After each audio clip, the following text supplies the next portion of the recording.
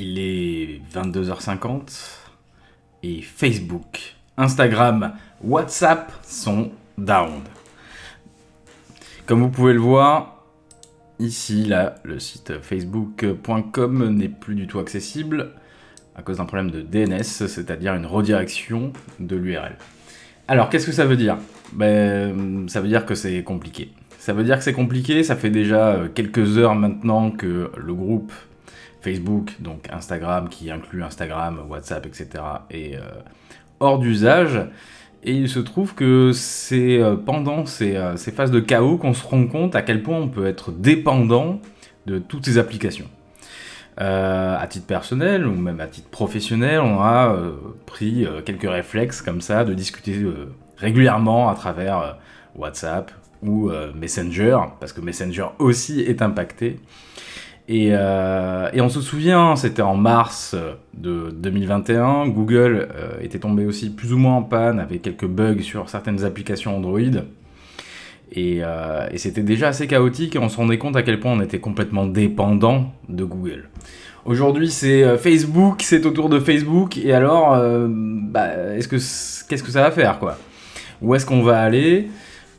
Pour l'instant, ce que je peux montrer là, c'est le cours de la bourse. Alors, il est encore un petit peu tôt pour statuer, mais on voit que déjà, il y a une petite baisse, rien que cette journée, même si la panne est arrivée à 16h, mais bon, après il faut prendre les décalages horaires sur deux choses.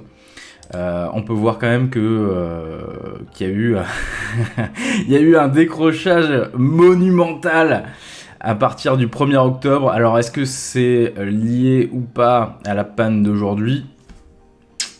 Allons savoir, je n'en sais rien, je vous invite à vous renseigner là-dessus.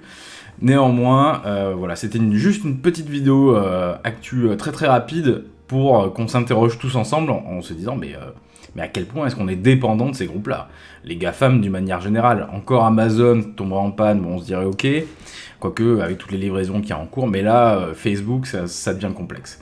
Ça devient complexe et peut-être que je reviendrai dessus une fois qu'on aura le fin mot de l'histoire et peut-être qu'on aura aussi les conséquences.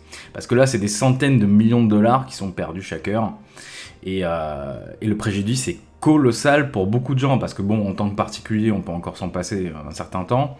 En tant que professionnel, pour ceux qui travaillent dans le marketing publicitaire, ce genre de choses, ou qui font de la vente uniquement sur Facebook. Et sachant que là, on est en France, il est 22h certes, mais dans d'autres pays, c'est le moment où les gens achètent, quoi. Donc, le préjudice va être colossal et j'attends de voir la suite. Alors, donnez-moi votre avis sur est-ce qu'on n'est pas trop dépendant de Facebook et de Google, mais vraiment à un point inimaginable, quoi.